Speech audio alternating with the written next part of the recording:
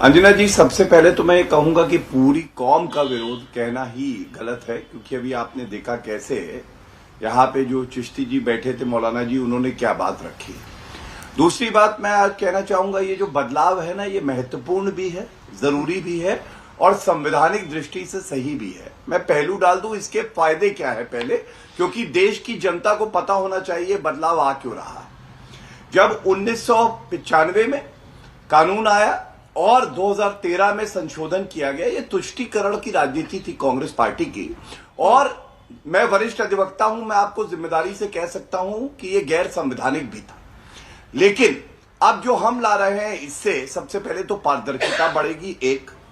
दूसरा, इससे भागीदारी बढ़ेगी किसकी? मुस्लिम समाज में जो सब सेक्स हैं, जैसे बोरा, जैसे अगा खानी, ये भी अब बोर्ड का हिस्सा हो सकेंगे। तीसरी सबसे बड़ी बात, जो कांग्रेस की प्रवक्ता से पूछेगा या और भी कोई जो अगर विरोध कर रहा है, मुस्लिम महिला बोर्ड में होंगी। अगर मुस्लिम महिला 2 बोर्ड में होंगी तो क्या ये महिला सशक्तिकरण के लिए बेहतर नहीं है?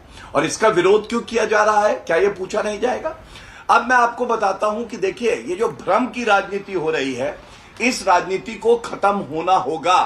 क्योंकि आज ये सार्थक चर्चा तभी हो सकती है, जो भी विरोध कर रहा है इस संशोधन का, तो वो बताए कि क्या खामियां हैं, उनके विरोध की वजह क्या है। वरना भ्रम तो इन्होंने सीए कानून को लेकर ये फैलाया था कि मुसलमानों की जो भारतीय नागरिक है, नागरिकता चली जाएगी। एक भी मुसलमान ऐसा बता दे जिसकी नागरिकता गई हो, नहीं गई। तो इसलिए मैं कहता हूं, ये केवल भ्रम की राजनीति करते हैं। लेकिन जो बदलाव आने की जरूरत है, कि नरेंद्र मोदी जी की सरकार है, ये वो बदलाव लाएगी, क्योंकि ये देश हित में है, समाज के हित में है और मुसलमानों के हित में है। और मैं ट्रिपल तलाक की बात जरूर उठा दूं। ट्रिपल तलाक को जब हम कानून के तहत अपराध बना रहे थे, तब भी ये लोग विरोध कर रहे थे। आपको मालूम है 80% कमी आई है ट्रिपल तलाक के मामलों में जब से वो अपराध बना है। और ये दर्शाता है हमारी प्रतिबद्धता महिलाओं के सशक्तिकरण के प्रति कितनी है। अब मैं 1-2 तथ्य रख दूं जल्दी जल्दी। सबसे पहले, आपको मालूम है कि ये जो वक्फ बोर्ड है, इसकी जो इनकम है, ये 99%, 2020 में 150 करोड़ थी, अब 1 करोड़ 26 लाख हो गई है। जबकि प्रॉपर्टी इसकी दुगनी हो गई है। तो ये अगर घट रही है, इसका मतलब मुत्तावली ये लोग फायदा उठा रहे हैं। और इसके साथ साथ कुछ लोग हैं बोर्ड में जो वक्त की संपत्ति से अपने निजी स्वार्थ के लिए उसका दुरुपयोग कर रहे हैं। दूसरी बात, 30% जो शिकायतें आती है अंजना जी, सेकंड राउंड में भी ये सब बताइएगा, केवल हिंदुओं की तरफ से नहीं आती है। और ये हिंदू मुस्लिम मुद्दा ही नहीं है जी। सुप्रिया जी, मोर्चा संभालिए अपनी पार्टी की तरफ से। और आपकी पार्टी के तमाम नेता कह रहे हैं कि संविधान पर आघात है, ये माइनॉरिटीज के खिलाफ है। लेकिन भ्रष्टाचार को लेकर एक चिंता, और पहले भी वक्फ एक्ट में कई संशोधन किए गए हैं, इस बार ही इतनी सियासत क्यों हो रही है? क्या उसकी वजह मौजूदा सरकार है?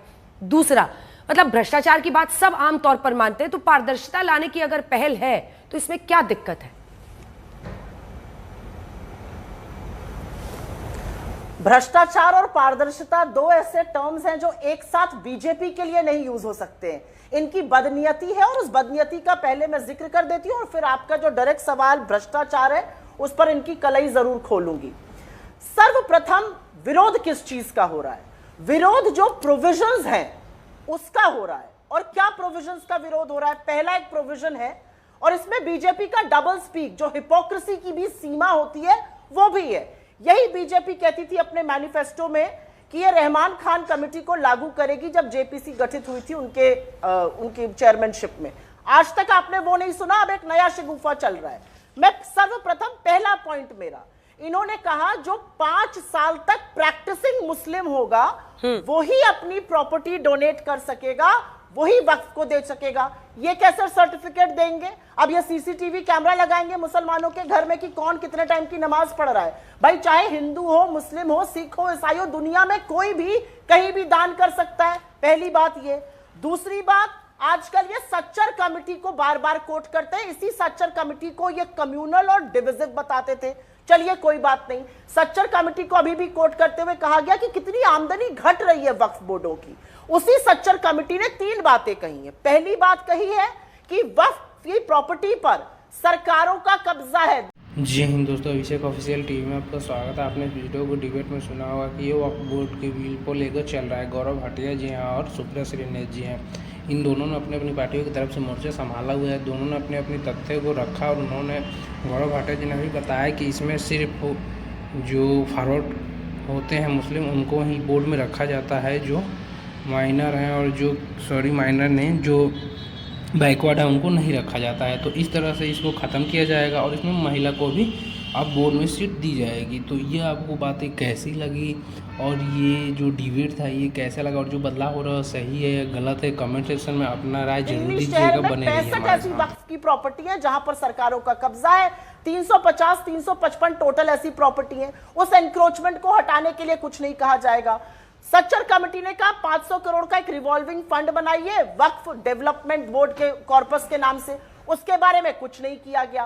सच्चर कमेटी कहती है 12,000 करोड़ आना चाहिए, आप थोड़ा सा रहे, ले आइए नीरव मोदी को पकड़कर, 20,000 करोड़ आएगा, 12,000 करोड़ दे दीजिए, मुसलमानों की इतनी खैर को आए आपको, 8,000 करोड़ अपना रख लीजिएगा, सरकारी खाते में डालिएगा। वो नहीं करेंगे, बस जुमले। तीसरी बात, और ये जरूरी बात है यहां पर, इसमें कहा गया, और ये हर घर लड़ाई लगाने की बात कर रहे हैं, इसमें कहा गया कि इन बोर्डों में नॉन मुस्लिम्स को भी शामिल किया जाना चाहिए। यह आपत्तिजनक बात है और यह संविधान के आर्टिकल 25 और 26 के खिलाफ है, जो सीधे तौर पे कहता है कि लोगों को अपने धार्मिक स्थलों को अपने तरीके से चलाने की अनुमति होनी चाहिए। मैं आपको इसको एक छोटा सा उदाहरण देती हूं। मैं एक प्रैक्टिसिंग हिंदू हूं। मेरी श्री राम में, मेरी शिव जी में, मेरी देवी माता में बहुत आस्था है। नवरात्र चल रहे हैं। आप मुझे बताइए कि क्या कोई मुसलमान हमारे धार्मिक बोर्डों में आकर डिसाइड कर सकता है कैसे क्या होगा? उनको हमारी रीति रिवाज, हमारी परंपराएं, हमारी मान्यताओं का क्या पता? जो गुरुद्वारा प्रबंधक कमेटी है, पार्लियामेंट के एक्ट से चल रही है, उसमें कोई क्रिश्चियन जाके बता सकता है? तो मुसलमानों के खिलाफ ही क्यों उसमें हिंदू बैठेंगे? अभी थोड़े दिनों पहले, और ये डॉक्यूमेंटेड एविडेंस है, थोड़े दिनों पहले श्री राम जन्मभूमि ट्रस्ट का 15 लोगों का डिसाइड हुआ, उसमें कौन कौन होगा। उसमें जो सरकारी अधिकारी सेंटर से जाएगा वो जॉइंट सेक्रेटरी रैंक का होगा, लेकिन कंडीशन ये है कि वो हिंदू होगा। जो स्टेट से आईएएस जाएगा, कंडीशन ये है वो हिंदू होगा। और डीएम अयोध्या का अगर वो हिंदू नहीं है तो वो इस ट्रस्ट का हिस्सा नहीं बन सकता है, एडिशनल कलेक्टर को बनाना पड़ेगा। मुझे इसमें कोई आपत्ति नहीं है अंजना जी, क्योंकि मुझे ऐसा लगता है धार्मिक अनुष्ठान, धार्मिक परंपराएं, धार्मिक रीति रिवाजों को चलाने में समझ होनी चाहिए। एक छोटी सी बात यहां पर और बोलती हूं, और यह बात बोलनी जरूरी है। यह जो एक शिगुफा फैलाया जा रहा है ना कि वक्फ पर सारे मुसलमान कब्जा करके बैठे हुए, तमाम वक्फ की प्रॉपर्टीज ऐसी हैं, यही दिल्ली में, और वो जेपीसी के सामने आए थे, उसमें अग्रवाल, मित्तल, अरोरा जी, कैसे कैसे लोग हैं, खूब सारे हिंदू भी उसमें दुकानें चलाते हैं। तो मेरा अपना मानना है कि ये शिगुफे जो है वो बार बार सरकार छोड़ती है, और इसलिए छोड़ती है कि मुद्दों पर बहस ना हो, इसलिए छोड़ती है कि तुष्टीकरण होता रहे, इसलिए छोड़ती है कि उन्माद बना रहे, चाहे वो सीए हो, चाहे वो प्लेसेस ऑफ वर्शिप एक्ट हो। अभी तो हर मस्जिद के नीचे मंदिर ढूंढ रहे हैं, फिर हर गली खाने में ढूंढा जाएगा। इस तरह की चीजें ना सिर्फ इस्लाम को बल्कि हिंदुओं को भी नहीं करनी, ना करनी देने की वो होनी चाहिए, ना करने देना चाहिए, क्योंकि मेरा अपना मानना है कि ये सौहार्द और भाईचारे के खिलाफ है जो सरकार की मंशा है। हाँ। और वाजपेयी जी बोल रहे, बारी बारी से सबके पास आ रही है, उसके बाद जाइएगा। छोटी सी बात आपको बता देती हूँ, जल्दी से जल्दी पूरा कीजिए। अंजना जी, छोटी सी बात भ्रष्टाचार पे जरूर बोलना चाहती हूँ। इस सरकार ने आज स्मार्ट सिटी मिशन बंद कर दिया। 100 स्मार्ट सिटी बननी थी, 16 ही बनी है इनके अकॉर्डिंग, और 84 में 14,000 करोड़ रुपए के काम अधूरे पड़े हैं। उस भ्रष्टाचार का जवाब कौन देगा? भ्रष्टाचारियों को गले लगा लो, बीजेपी में शामिल हो जाओ, भ्ष्टाचार गुम, वो सनातन संस्कृति बन जाते हैं। इस तरह से मजाक मत करिए इस देश के साथ। 2 प्रश्न आपके लिए हैं अभी, दोनों का जवाब आप, लेकिन उसका पहले जवाब दीजिए, फिर मैं जाऊंगी आशुतोष जी के पास। जल्दी से जवाब। उन्होंने कहा कि 5 साल वाला जो प्रोविजन हम लोग कर रहे हैं उसमें ऐतराज है, उसका नेगेटिव ग्रे एरिया देखा है आपने? दोस्तों, इस डिबेट को आज तक के स्टूडियो में रिकॉर्ड किया गया था। अंजनाम का सब एंकर हैं, आए हुए लोग हैं गौरव भाटिया, सुप्रिया श्रीनेत, आशुतोष वर्मा और अरविंद वाजपेयी, ये सारे लोग आए हुए थे। इन लोगों ने वक्फ बिल को लेकर अपनी राय रखी और ऐसा बोला जा रहा है कि 2 तारीख तक बिल को पेश किया जा सकता है, ऐसा सुनने को आया है।